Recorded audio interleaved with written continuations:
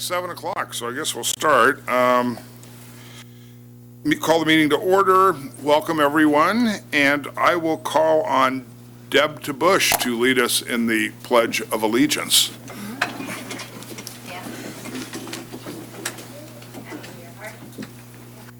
Allegiance to the flag of the United States of America and to the republic for which it stands, one nation, under God, indivisible, with liberty and justice for all.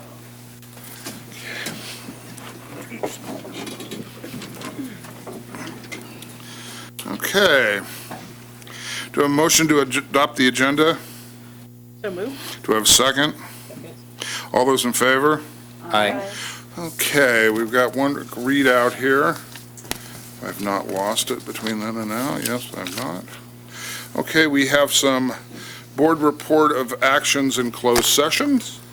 The Board of Education in closed session voted 5-0 to approve the following administrative appointment effective September 4th, 2019. Jacqueline Ryan, Assistant Principal, South High School. Jackie began, yay! Jackie began her service in the district in January of 2006 as an English teacher at Hall Middle School. In July of 2014, she was hired as a curriculum coach and resource teacher for the district. In this position, she provided professional development at various school sites, assisting teachers in becoming successful literary instructors. She also helped guide a few district adoptions, including the K-12 Core Literature Bank, and started the Nerd Camp SoCal, a free conference for teachers from all over the country that includes over 30 authors and illustrators. She received her Bachelor of Art in Journalism with a minor in creative writing from the University of Arizona in 2003, and her Master's of Arts in Curriculum and Instruction, emphasis English, in 2010. We would like to congratulate Jackie. Come on up and introduce yourself.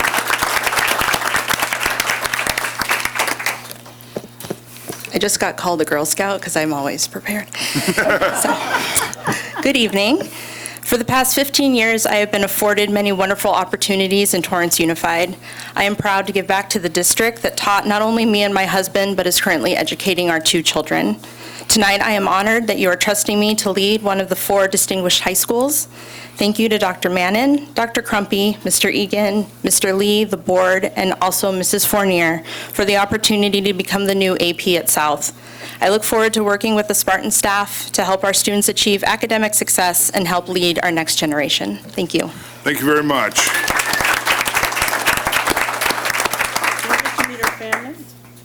You can introduce your family. Mrs. Reagans wants you to introduce your family. They're here. I do have my family with me. So I have my son Duke, he's in kindergarten. And my husband Sean, and my daughter Reagan, who's in the 3rd grade. All right. And my mom Leslie, and my stepdad Dan.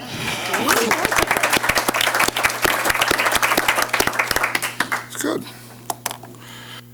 The Board of Education in closed session voted 4-0, with Mr. Hahn abstaining, to approve the following administrative appointment, effective September 4th, 2019. Sora Hahn, Assistant Principal, Madrona Middle School. Sora began her service in the district in April of 2012 as an intervention teacher, and in July 2015, she was hired as a guided reading resource teacher and coach for the district. In July of 2016, she was hired as a response to intervention and instruction resource teacher and supported Yukon and Victor elementary schools. In this position, she made an impact on student learning by building relationships, engaging in relevant, meaningful, research-based, best first instruction, and ensuring rigor for all students to succeed. Sora received her Bachelor of Arts in Psychology, minor in English from the University of California, Los Angeles in 1999, and her Master's of Arts in Educational Administration from Concordia University in Irvine in 2018. We would like to congratulate Sora. Come on up.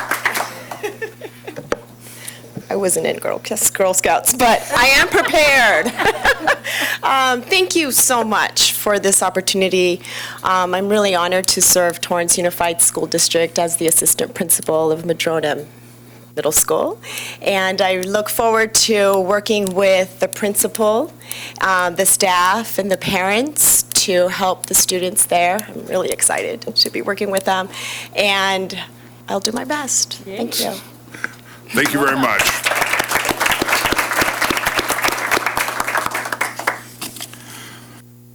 John Sweet, via appointment from the superintendent, will serve as acting assistant principal at Cashmere Middle School effective September 4th, 2019, until further notice.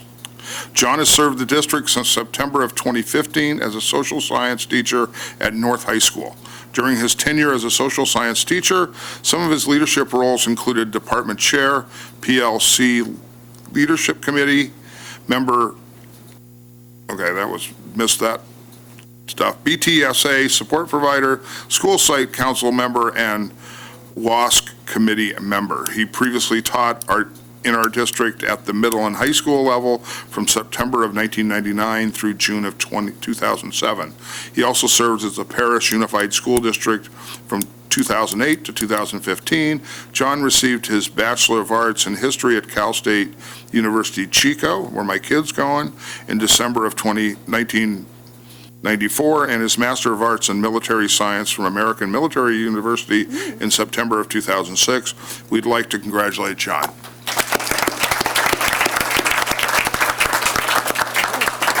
I'd like to thank you all for giving me this opportunity. My family has deep roots in Torrance Unified School District.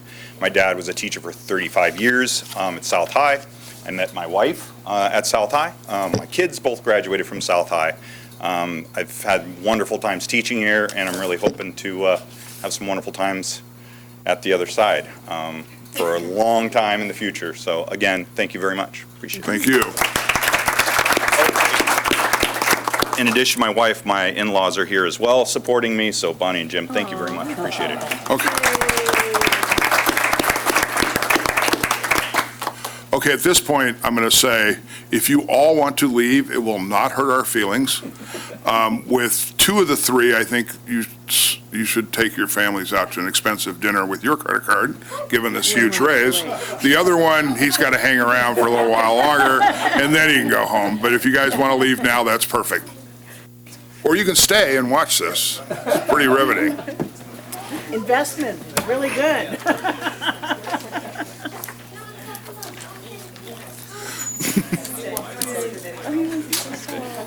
We're going to leave the little one. That's good.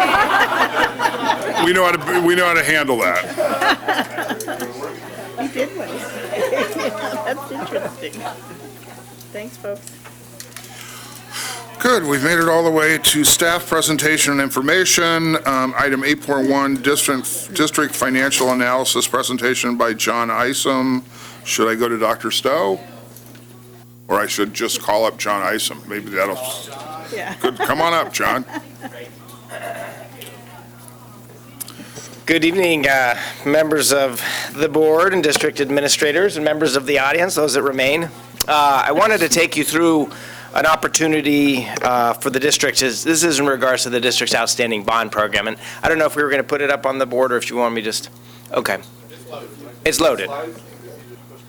Oh, okay, so just the forward button, perfect, great. So we'll kind of keep to this. So first off, by way of introduction, because I know some of the board members are new, my name's John Isom. We're the district's financial advisor. So we advise the district on the issuance of debt, specifically your outstanding bond programs. So I'm going to talk to you about two opportunities. One is kind of per the schedule, or really it's going to be a little bit ahead of schedule, which is the next issuance that we were planning on 2020.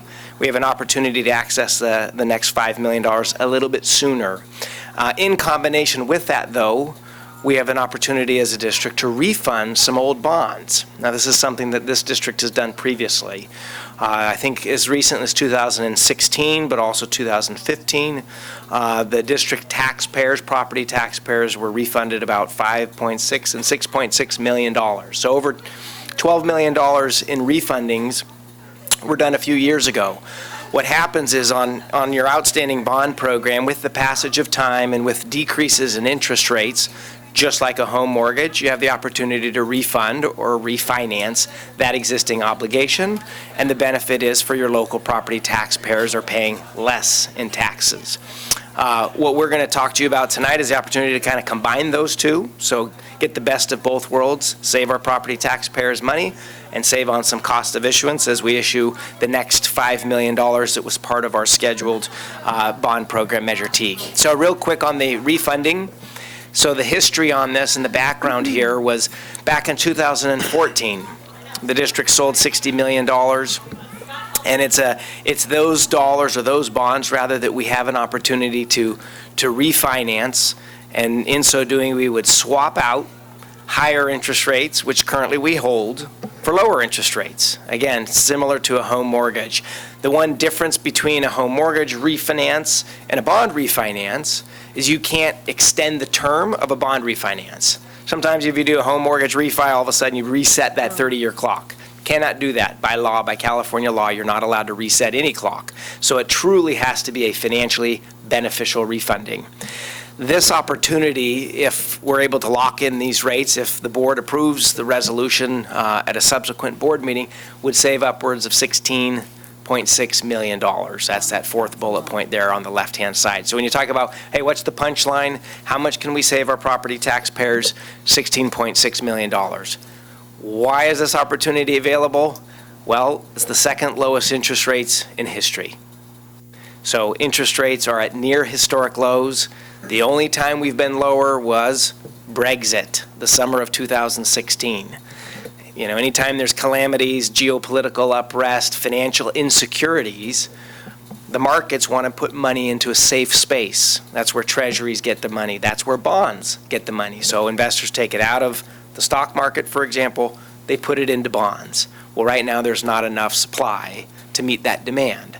And so interest rates continue to go lower, lower, lower. And that's what you can see on this table right here. We're at the second lowest, 3.22% on what we call the Bond Buyer 20 Index. There's a couple of different ways districts can take a refunding. You can have level debt service savings, which means we start the benefit now and it continues through the life of the refunding. Some districts defer it and say, you know what, I just want to chop off a year or two at the end of the bond program. And some districts say, hey, I want to take all of the benefit in the first year or two, and then let's go back to paying the higher rates. In this instance, our recommendation is to take it level. I'd say that's what 90% of the districts do. It's a really unique circumstance where you either defer it or take that benefit up front. But let's take a look at how we actually get to there. So we've got these two outstanding bonds, these two outstanding debts represented in yellow and in blue on this chart. And you can see the interest rates range from about 3.23% all the way up to 5.37%, and this goes all the way to 2039. Now, we know that there is market demand and investors who will take those bonds and accept the red, the interest rates as represented in red, 2.27% in the first year, up to 3.22% in 2039. So it's just that differential, right? The difference between low interest rates and the higher interest rates that you have that creates that savings. One consideration, the district can do nothing, right? And then those investors continue to enjoy higher than above average or higher than market returns, or the district can take action and provide that benefit to the property taxpayers. Slide 9 shows you the quantified value or kind of the numeric value of how that benefits the taxpayers going forward. So if you see that chart on the right, second column from the left, this is the existing payments on these particular bonds, by the way. So if we were to show you all of the bond payments, it would be a much smoother appearing graphic, but the reason that it kind of goes up and down is we're specifically talking about these two particular bonds. But if we swap... John? Yes. In 21, 22, and 23, are we missing 3 zeros at the end of that? No. Or is it $2,600 savings? Correct. Yeah, it's just $2,600 savings because of the timing of when these bonds can be refunded. So in essence, what we're doing is we're taking bonds today, and the term that we use in the industry is called an advance refunding. So all bond programs that are sold to investors have what's called a call date or call protection. And that just simply means, okay, if I buy your bonds For 10 years, I want to enjoy these returns. I don't want you to turn around and refund them the next year or year 2, 3, 4, 5, 6, or 7. I want to be able to count on these returns. And in exchange, I'll give you a lower interest rate if I know I can count on it. So when we sell bonds to investors, we give them a call protection or a call date. And sometimes when interest rates are so low as they are today, we can refund bonds today, even though the call date's not there. So we get all this money sold today, it goes into an escrow account, it earns a little bit of interest in that escrow account, and at the conclusion of that 10-year period or that call date, then those bonds are effectively called, and those investors are given back their investment. So for these next few years, there's no real benefit to taxpayers because the money is essentially just sitting in that escrow account. Okay, and that's net of any fees, commissions? Yes, so the Issuance grand fees. total here, yes, thank you for asking that. So the grand total here, in essence, it's about 1 million, 1.1 million every year from 26 to 39. Again, based on today's marketplace, 16.7 million total, and that is net of all of the cost of issuance that are associated with these types of financings. Is that why the first few years is a little less because of Nope, those costs? it's simply They because in amortize. those years, we don't get to technically refund those years because those dollars are in the escrow account. Those investors in 21, 22, and 23 are essentially still getting their money. So that's the reason for that. Makes sense.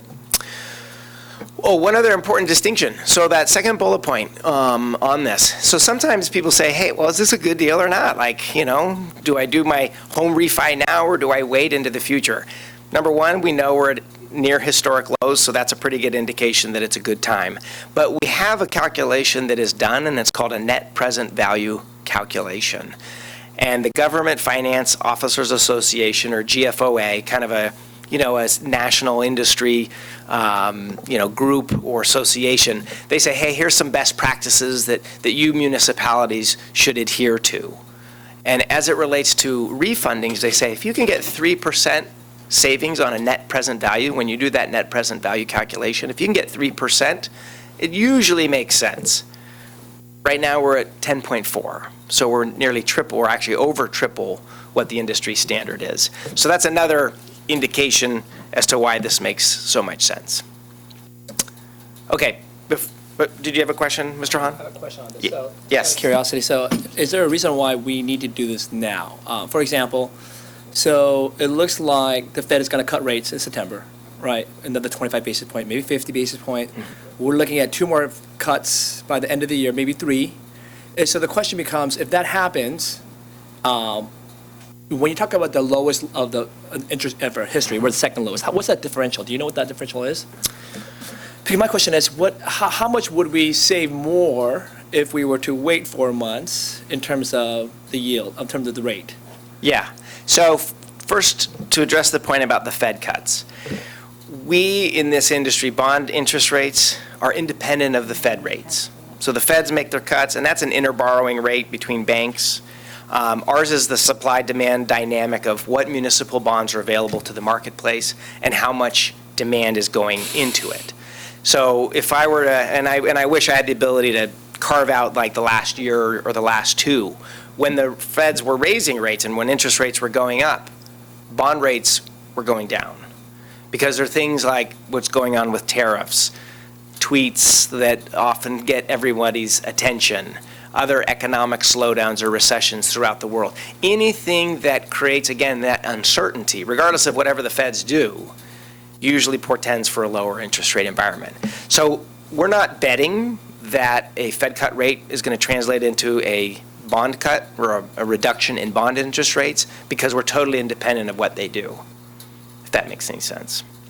Right, I understand that. Right, obviously right now the 10 years at 1.45, right, about 1.46 right now. We just hit the inverted yield situation too recently as well.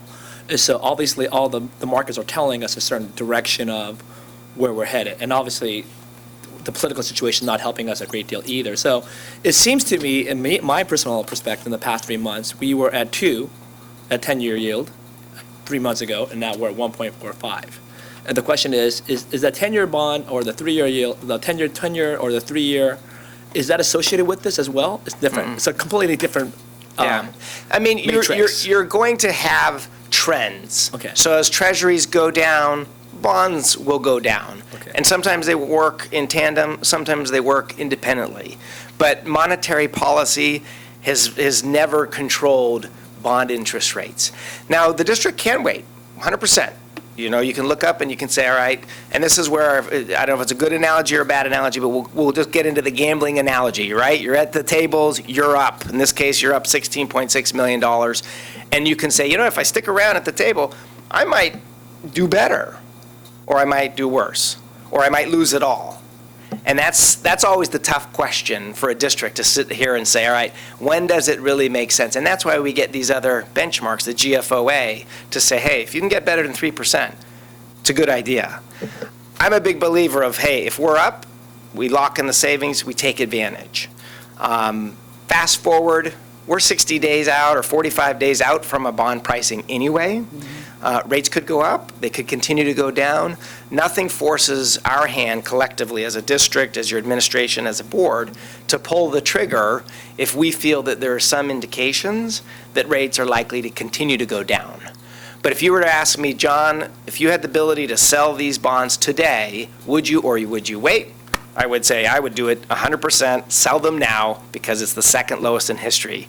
If it's the third lowest in history 2 months from now, we still got the third lowest in history, as opposed to something reversing and all of a sudden rates go up for some strange reason. You know, when Trump got elected, rates just skyrocketed, you know, and it was the market wasn't prepared for it. The market wasn't anticipating it.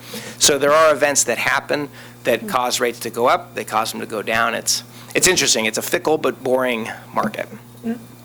Thank you. You're very welcome.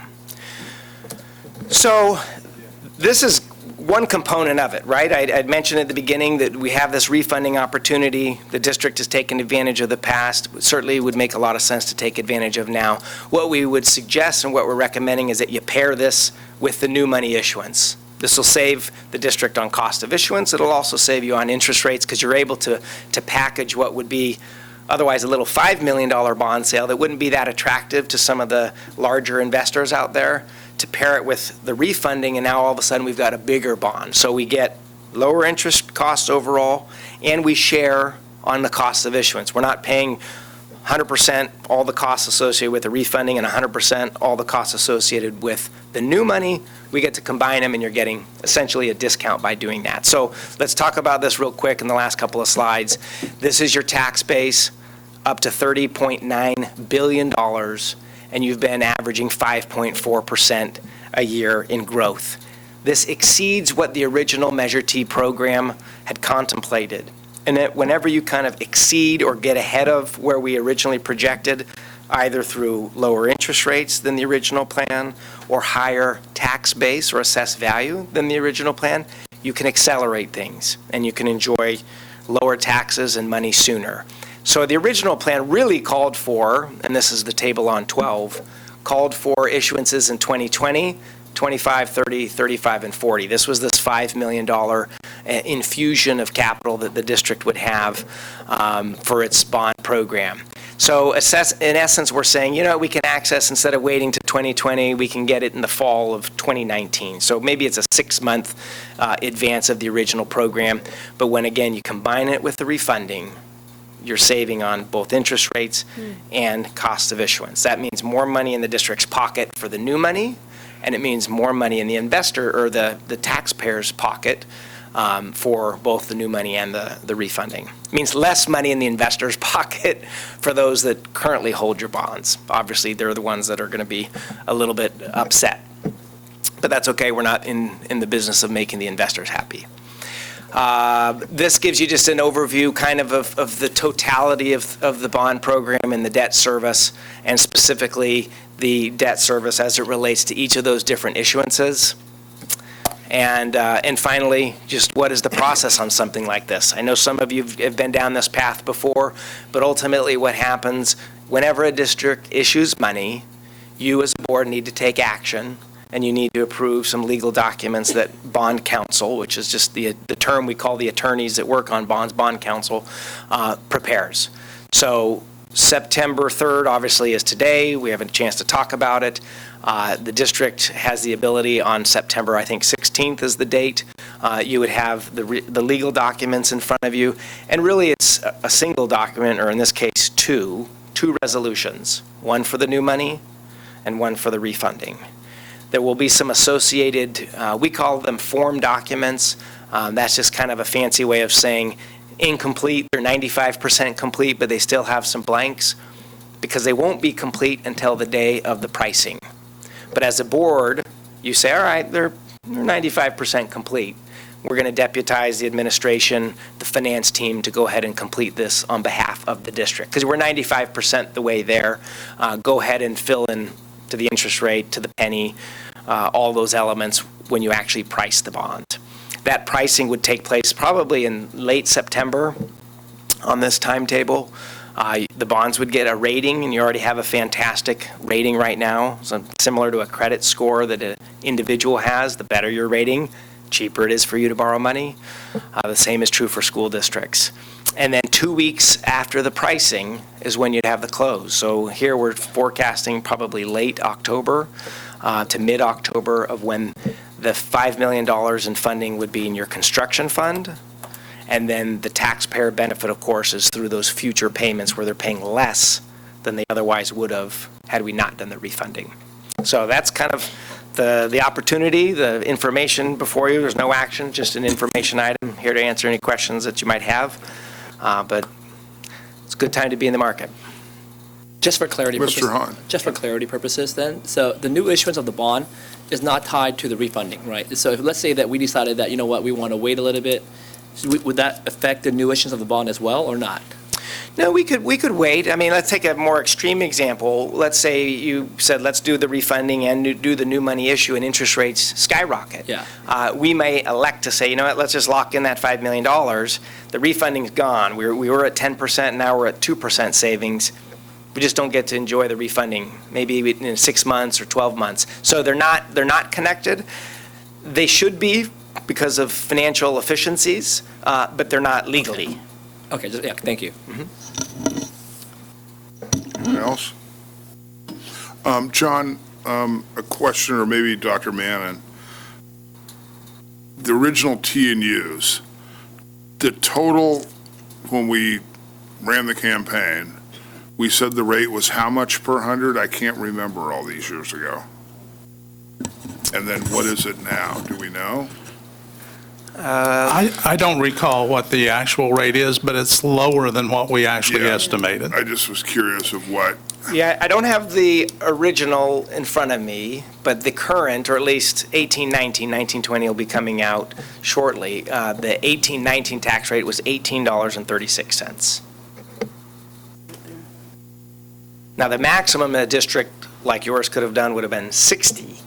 Right. But you obviously went out, were a more modest amount, Yeah. a lower tax rate. But yeah, to George's point, it is lower than what the estimate was to voters. Yeah. Because we only had, didn't we have 1 year, like 9 or 10, where the assessed value for the city clicked down a little bit? That's correct, and that was with Y and Z. That was with Y and Z, yeah. So, and then it clicked down, and then immediately the next year, because what's interesting Right. is that we had $1 billion assessment on the refinery that went to a $500 million assessment on the refinery, and it didn't affect our overall Yeah. valuation. So, No, we had discussions about Yeah. whether that was going to affect it or and not. that was a little scary, and then, thank God, you know, people are paying a lot of money for houses. Yes. So- Yeah, that table on the assessed value there, to only have one negative year during the Great Recession is really an anomaly. I mean, it's indicative, obviously, of the strength of the tax base, but it is pretty rare. I mean, there are some communities, it's 5 or 6 straight years of negatives in their tax base. But it's, again, it just shows you guys are doing something right here. No, we live in a good community that people want to live in. So, okay, well, good. Thank you, John. So we're bringing it back, Bring it back on the 16th. okay? For our new board members, you have not met him, but it's Mr. Don Field from Oric and Harrington.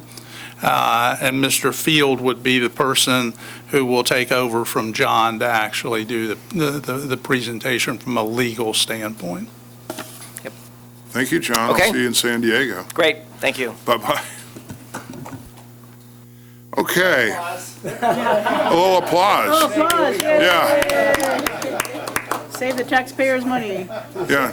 Not often those boring bond guys get It's worthy of claps. applause. Anytime I can get one applause. Yeah, the equity guys sometimes get them, but not you guys. All right, good night. Okay. Okay, we are now to oral communications, unscheduled hearings, non-agenda items. The Board of Education welcomes input from the public in order to discuss district business in an orderly manner for the privacy and safety of speakers and to help staff respond more directly. The board requires that the public presentations to the board comply with certain procedures, including speakers to non-agenda items may address only items that are within the subject matter jurisdiction of the board. Time allotted for such presentations is limited to 3 minutes. Total time allocated for public input, non-agenda items is limited to 30 minutes. A speaker may not relinquish his or her time to another. When addressing the board, speakers are requested to state their name, address the president from the podium, and adhere to applicable, I can't say that today, time limits. Complaints against employees or students will normally be heard in closed session, and the district's complaint procedures should be followed before discussion with the board. The board may remove disruptive individuals and order the room cleared if necessary. Any person who willfully disturbs any public school meeting is guilty of a misdemeanor, Ed Code 32210. So we've got a couple of cards. We'll start first with Ken Bryant.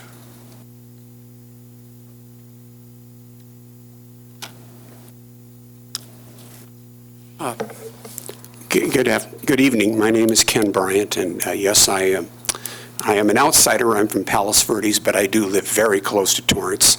And my family, though, has also had a long-term connection to Torrance. My father maintained a dental practice on Cravens Avenue for nearly 47 years. And I also did serve in this district for a span of 3 years on and off as a substitute teacher in the early to mid 1990s. Forgive me if I'm a bit tremulous. It's been a long time since I've done any public speaking, and it's the first time I've ever addressed a Board of Education anywhere. So distinguished members of the board, thank you for giving me this opportunity. I'm here to speak tonight, and I regrettably do not have a yellow shirt yet, but I think that gives you an indication of what I'm going to be speaking on. I don't know if this is within the purview of your concern, but I am concerned about the health and safety of some of the children in the South Torrance and Walteria area near the border of Palos Verdes. So I would like to speak on the proposed Butcher Solana project. If that is allowed, I will go ahead and just read a brief paragraph. Thank you very much. On August the 19th of this year, at the 0 hour, I delivered a letter in person to the Planning Commission over at City Hall. And I'd just like to read these concerns right now, since this project has, in my driving around, I have noticed quite a bit of signage about it. So here's my thoughts on the project. I was concerned from the get-go, and I've become more concerned. Excuse me while I grab my reading glasses. I didn't need them 25 years ago, but I need them now. My last paragraph went like this. My first part of the letter concerned the high degree of probability of, a lot of congestion. Anyway, traffic. My next concern is health. The site, obviously Butcher Hill, is not only a former diatomaceous earth mine, but is generally acknowledged as a clandestine dump of convenience for all manners of waste, toxic and otherwise, during the bad old days. That would be the 1950s through the early 1960s. Walteria Elementary School is but a quarter mile or less downwind from where a massive amount of digging will have to be done. I will now speak from personal experience. Back in those bad old days, the community of what would become Rancho Palos Verdes was being developed. One component of that community was a new tract entitled Grandview. My parents' home was perhaps a half-mile downwind from all that activity, with vast amounts of earth, diatomaceous and other, being moved around. The family, mainly my brother and myself, soon contracted major respiratory difficulties. Dr. Sheldon Siegel of UCLA was the first to administer allergy testing to us. Due to logistical considerations, administration of the required serums was switched to Dr. Vincent J. Rounds of Redondo Beach.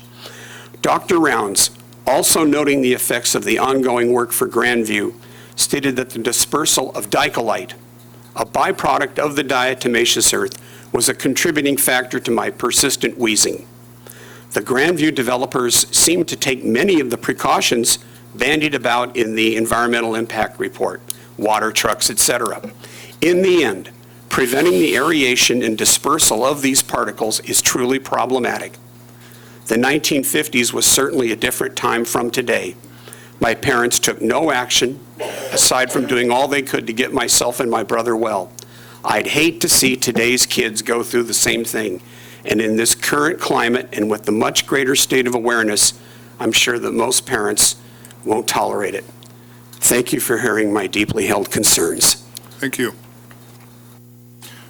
We have no other cards for orals, so we'll go on with the rest of our meeting.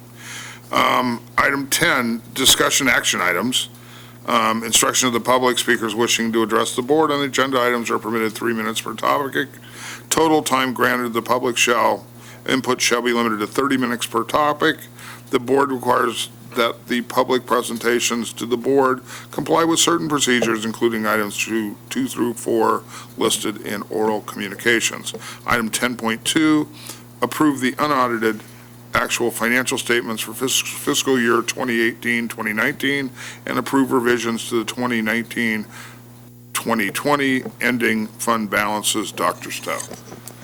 Thank you. Oh, you need a motion and a second for that. Move to approve. Second. All those in favor? Oh, No, don't vote do yet. that now. I'm going to go too fast. Thank you, Mr. Lee, members of the board.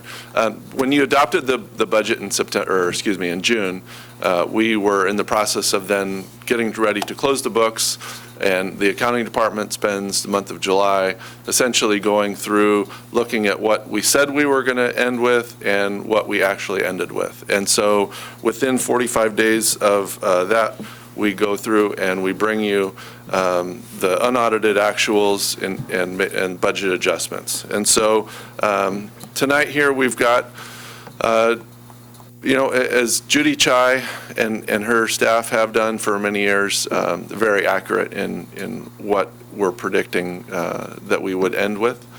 This year we ended with a surplus or a favorable balance of almost $1 million, $995,000, and I'll get into the detail of those a little bit later. The components of the ending fund balance that you see, revolving cash, that's always, we always end that at zero.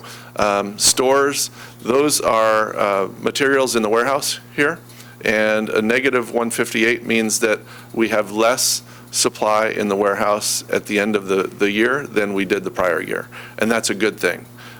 We've made some changes in the warehouse and how we procure materials. We've also we're not carrying things that are just sitting on shelves for long periods of time. We're utilizing more direct delivery methods through Office Depot and some of our suppliers so that schools get materials quicker and they don't sit on the shelves here. And so a negative balance there. And actually, Mr. Steffen, when he was on the board, that was one area that he really always talked about every year, was trying to get that number down, and we've done that. Maybe I'll give him a call. The prepaid items, those are things that we mark as revenue for the current year. We had to pay it last year for goods or services that are received after June 30th. And so those might be conferences that teachers are going to attend that we needed to pay the registration for last year, and they're not attending until this year. Other things like licenses for software and those kinds of, maybe like one of the items in here is a 3-year agreement with a software company that we paid up front, and then we booked that as revenue in the next years. And the other item there is QZAB. That is the Quality Zone Academy bonds. Those were issued in 1997. Nominal interest rates by the federal government for schools that qualified based on free and reduced lunch. And basically what it is we borrowed money at that very low rate, and then we're paying it back over the course of 20 years, 23 years. So the maturity date on those bonds is in October of 2021, and so we've put away enough every year to make sure that when we, when those are due, that we have that money set aside. Are those zero coupon bonds? Yes. So we've got to refund the whole amount at that point? Okay. Correct.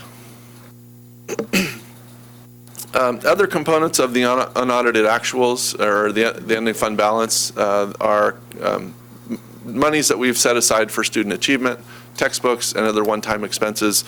These include things like the money that we give schools out of student achievement. We allocate money to them. Other things like the GATE program has a carryover. And textbooks, and that I'll get into, is a big chunk of that. That $892,000 difference.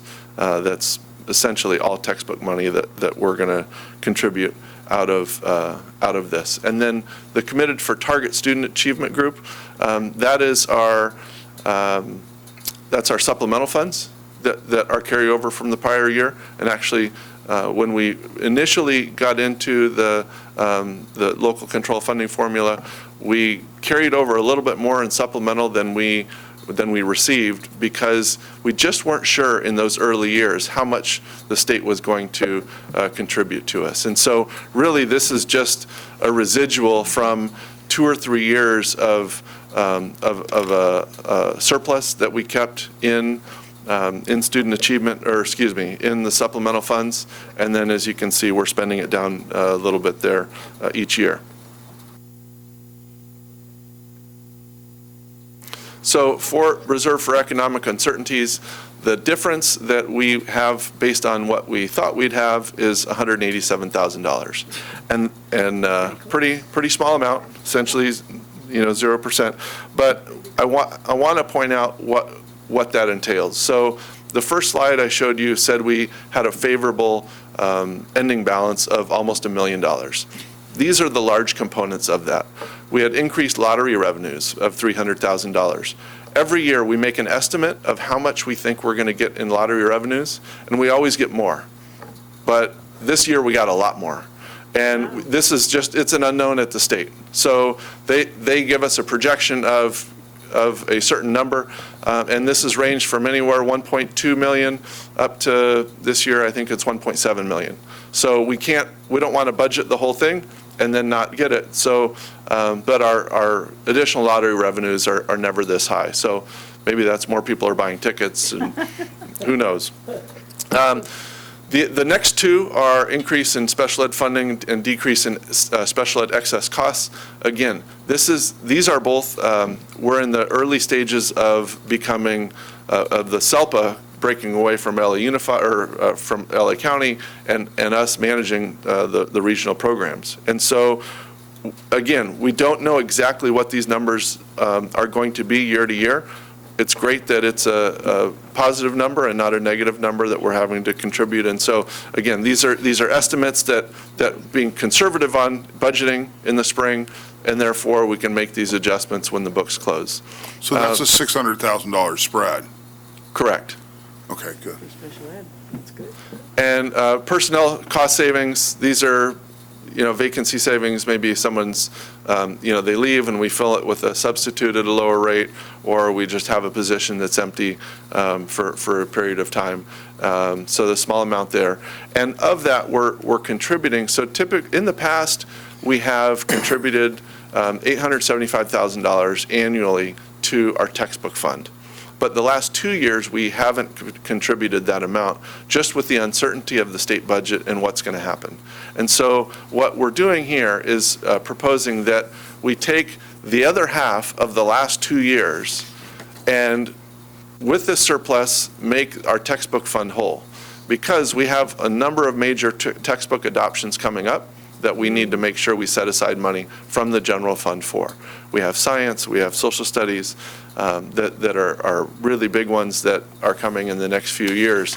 And at the present moment, we've only got roughly about $890,000 in the general fund side of the textbook account. So we want to make that whole. This essentially doubles the amount of money we have set aside for textbooks, and then next year's budget will continue. So with that, I would like to let the board know that as the year begins, we have reached out to some of the bargaining units to start negotiations. And then in December, I'll be bringing you the first interim financial report for your consideration to approve and send on to LA County. Any questions from the board? All those in favor? Aye. Aye. Okay. Thank you very much, Dr. Stowe. Item, I do have one question. With that additional money, do we think that'll cover even the first adoption coming along? I didn't think so. No. That's, yeah, that's what I thought. Yeah, that's what I thought. Item 10.3, approval of proposed board policies update, July 2019 revisions, first reading. Mrs. Reagan, you can make this motion. Yes, sir. Move to approve the proposed board policies revisions and waive second reading. Do we have a second? Second. All those in favor? Aye. Opposed? Good. Item 10.4, approve the excused absence of Board of Education members. Do I have a motion? Motion. Do I have a second? Second. All those in favor? Aye. Opposed? Okay. We're moving right along here.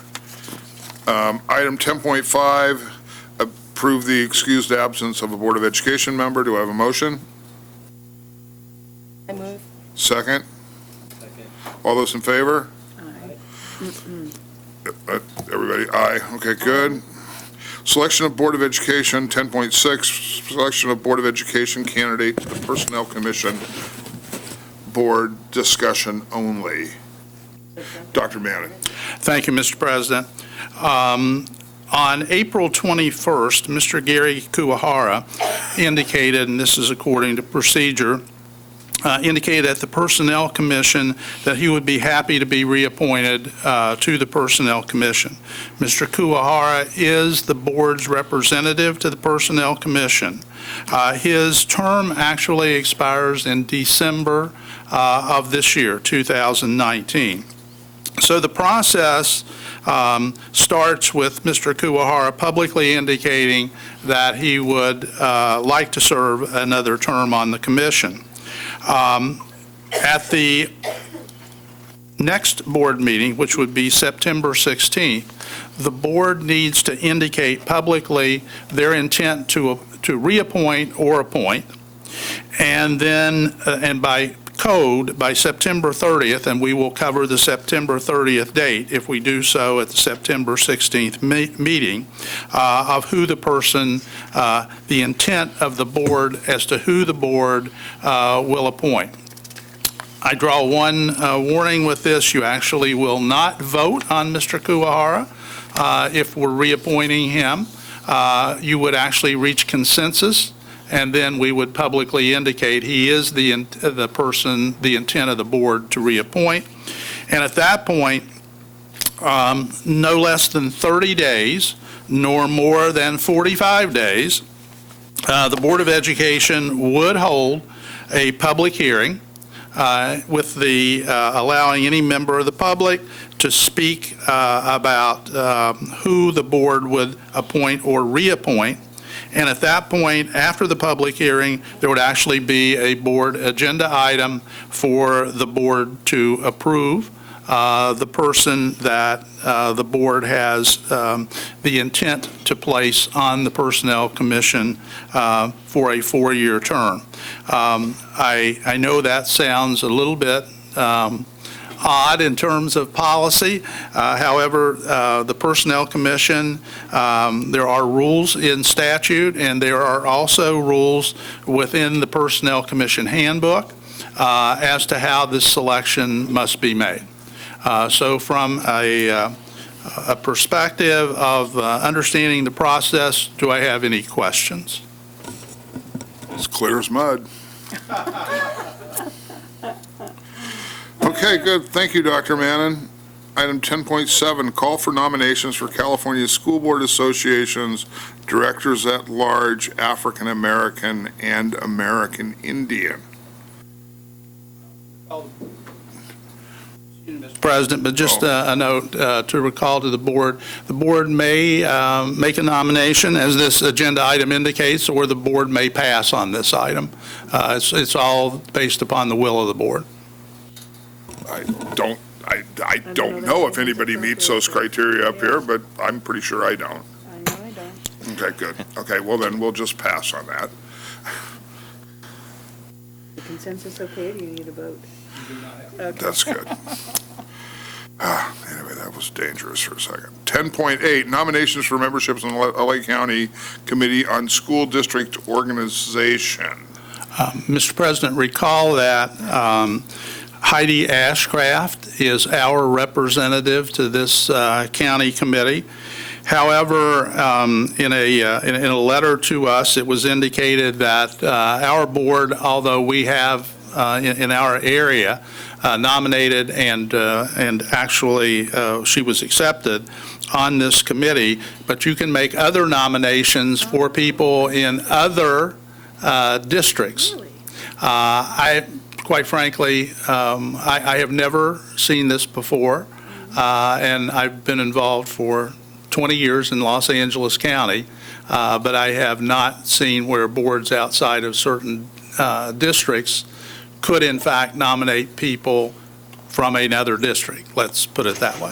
Mrs. Reagan. Well, thank you for clarifying that, Dr. Manning, because it's clear that our supervisorial district is not up for election this time. So in fact, it's not relevant to Heidi, and I wondered why it was still an item that we were presenting.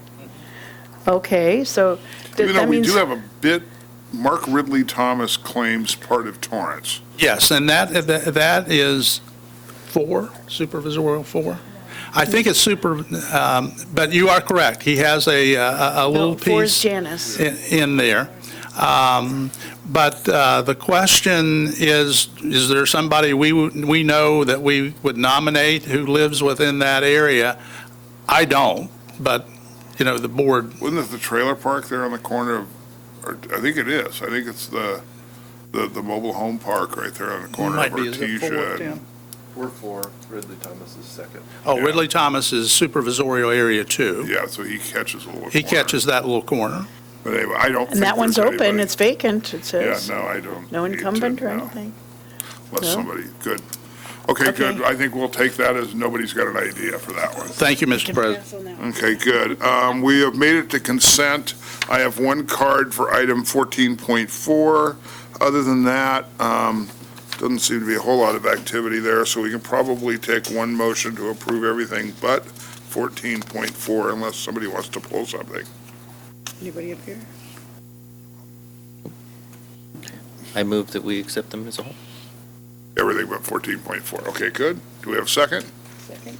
Okay, good. All those in favor? Aye. Aye. Aye. Okay, item 14.4 is the approval to contract with Gallagher and Associates to provide professional development for the South High School English teachers. I have Tom Chandler here to speak on that. Well, good evening, Mr. Lee and members of the board. My name is Tom Chandler, and I wear a number of hats in this district. Most recently, I was selected as the TTA Vice President, and I'm also a long-serving English teacher at South High. So when I saw that particular item, I did have a few questions. I'm assuming that the Gallagher in question is Kelly Gallagher, who is a well-known speaker, very well-respected, very dynamic. However, I did have a few questions, and I don't know if you would like me to just present all 4 of them at the same time or one at a time. Yeah, do all 4. Okay, starting with, is this going to be paid for by school site funds, or is there a funding source of some other type that's going to be paying for Gallagher and Associates to provide this in-service? My second question is this something that's also going to be taking place at other schools, or is, for some reason, South High is kind of the one school that's been designated to receive this type of in-service? Sort of the follow-up question to that is, if so, what was the rationale behind deciding that South High's English department should receive this type of in-service? And then my final question was during the process that led to making this decision, was there any consideration given to contacting South High teachers, since I'm one of them, and this is complete news to me, and I would assume that probably would be news to the other 18 or so teachers in my department. Good. Dr. Crumpy or Mr. Egan on this? So this item was submitted by South High School and is paid, so it's a request from South High School to us to approve that so that they could contract with Kelly Gallagher. And it's paid for out of South High supplemental funds. And so we're being asked to approve this on behalf of South High School. And so this isn't necessarily something that would be applied to other schools unless the principals and the decision-making apparatus at those other schools decided that it would be appropriate. Correct. Thank you very much. Okay. Actually, Tom, can I add one more thing? Actually, within the item, it says it's related to goal 3.3 in your LCAP. So you might want to check, I assume, yeah, in their single plan. So you might want to check that out and see what it has to do with for South in particular. We will definitely be following up. Thanks. Thank you. Okay, do I have a motion and a second? Sure. Motion, second, somebody? Second. Okay, all those in favor? Aye. Okay, we have gotten down to the information, board calendars there. There's some revisions to administrative regulations and comments from member of the Board of Education. We will start with Mrs. Reagan's. Thank you, sir. We have not had another board meeting at SoCal Rock, but last time we were together, I mentioned that the superintendents were going to be meeting with the school services folks who were doing the financial analysis. That did happen, and it was a somewhat abbreviated meeting, but they have new tasks at hand and are moving forward on getting a true cost analysis for the classes that are currently happening at SoCal Rock, and I look forward to seeing that information. Does that cover it okay, Dr. Mann? I think you did a wonderful job with that, Mrs. Reagan's.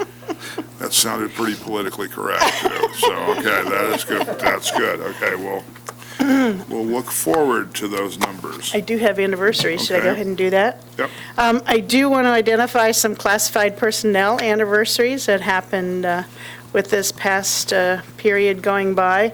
The following classified employees have completed 10 years of accredited service and have an anniversary increment to recognize. It's Jason Bailey, Teresa Garreau, and Judith Opiger Steinberg. Thank you, Judy, and all those folks for working with our students. The following classifieds have completed 15 years of accredited service and have an anniversary increment to celebrate. Alicia Becerra, Eric Butcher, Elisa Campbell, Sandra Garnwriter, Ada Harrell, Marina Johnson, Kristen Nakamoto, and Donna Tanaka. So those are all folks who have served our students, and thank you so much for being there and taking care of our kids in our schools. I did want to identify that within the body of the consent that we passed, there was a resolution in support of Hispanic Heritage Month, which is September 15th to October 15th, a worthy recognition that we hope that folks will pay attention to. And the last thing I wanted to identify is in the board policies that we approved. I've had several questions about this particular item, and I wanted to mention that it actually was in a policy that we talked about this evening, was the donation of leftover foods to minimize waste and reduce food insecurity. The district may provide sharing tables where students and staff may return appropriate unused cafeteria food items to be made available to students during the course of a regular school meal time. If food on the sharing tables is not taken by a student, the school cafeteria may donate the food to a food bank or any other nonprofit charitable organization. A number of people have asked me about whether they have to continue throwing away things on the students' trays that are not eaten. We have, actually, regulations have changed that have allowed us actually to have a sharing table. And I expect that each school will have this sort of put into operation in a different way in their own locations. But if you're interested and you haven't seen it happening at your school, there is a board policy that says it's possible and can be worked out. So, that's it. Thank you so much. There we go. Mr. Hahn, any? Just a quick comment. I just wanted to add to that, nutrition, obviously, I think we all got asked a few questions regarding that, and I think that one of the questions that I would like us to look into, though, is maybe we can kind of suggest possible nonprofits to the schools so that they can determine where this, I know it says may or may not decide, right? And so the language in in what we put down seems to be a little bit vague and not suggestive. It's more optional. But I think that if we can put a little more teeth in it, I think it'll be helpful and I think it'll be beneficial, especially for those who are in need. And so I'm not sure if we have anything like that, but. Well, Kathleen Cole in Nutrition Services and I have been talking about how to implement some things, this included, and I will pass along Mrs. Reagan's. We are piloting the trays, the cardboard trays in a couple schools at the elementary schools this year, and so yeah, I mean there have been some law changes and different things, board policy changes recommended that we're looking at. So yes, I will bring that back. Thank you. Good. Mr. Gerson. I wish to thank everyone back to a new school year. It's very exciting. Want to thank TTA for sitting down with me and thank Dr. Stowe for his preparation in predicting my request for information on learning about the GAN amendment. So thank you very much. Mrs. Liu. I have a few items. First, I want to congratulate Edison Elementary School, Richardson Middle School, and Yukon Elementary School for their outstanding efforts in implementation during the last school year. This is put on by the California PBIS, which stands for Positive Behavior Interventions and Support. Richardson and Edison earned a silver level award, and Yukon was awarded the bronze level. Last year, Edison was also received the bronze level recognition. So congratulations to those three schools. Another item I want to mention is that both Madrona, both the choir and the band from Madrona Middle School will be performing at the Angel Stadium. I think that's very exciting that we have our students performing in one of the games, and the choir will be performing on September 26th from 1, and then the band will be performing on September 28th. So if anybody's going to go there, I encourage you to cheer for our Madrona Middle School. And then lastly, multiple constituents have contacted us about the Butcher Hill Solana project. I would like us to send a letter to the city expressing concern about the potential impacts of this 248-unit development. It is concerned about that. I'm concerned about that because it is only 1,000 feet away from Waltier Elementary School, and the site was formerly a mine and an unregulated dumping site. So disturbing the site can cause hazardous material to get in the air and affect the health and well-being of our young students, teachers, and other employees at Waltier Elementary School. So I'll be happy to work with our board and staff on this letter. That's it. Mr. President, Mrs. Liu has brought that up. The comment period for the EIR has been completed, as the individual indicated tonight who spoke. What we can do is formulate a letter, if we're all in agreement. The school district normally does not take a position to approve or disapprove a project. We can, we talk about this is the impact on schools, and we've already given them that information. But since Mrs. Liu is concerned about that, I could send a letter to Leroy Jackson, who is the city manager of Torrance, if we're all in agreement to just send a letter of concern based on constituents talking to board members out in the community. Exactly. Thank you, Dr. Mannon, for rereading. Do we have a consensus of the board? Would this be a public discussion, or would it be a private discussion on this, or on the consensus? Well, I mean, Mrs. Liu talked to me a little bit about this last week. I mean, we have communicated with the city up to this point with basically our concerns of, if there's traffic concerns, we want, that to be taken into account. There's a crossing guard there at Walteria School and things like that. There could be dust issues, and, how are they going to address them? It's asking how, if approved, these things, how are they going to be addressed or whatever they may be. I certainly would not recommend that we as a board make a decision for or against the project only because it is in our chart of work. We do not, we're the school district. It's up to them to approve and deny projects. But I mean, we can ask, as long as, these are, we have concerns about dust and or traffic, and, if the project's approved, what's that going to look like? I mean, it's just more what we would ask, honestly, if any development was going on next door. Okay, we'd ask city, okay, what was going to go on there? There's been a little bit of that conversation back and forth to this point. I know that Dr. Mannon has talked to Mr. Jackson about it. So maybe this is more of a memorializing that conversation.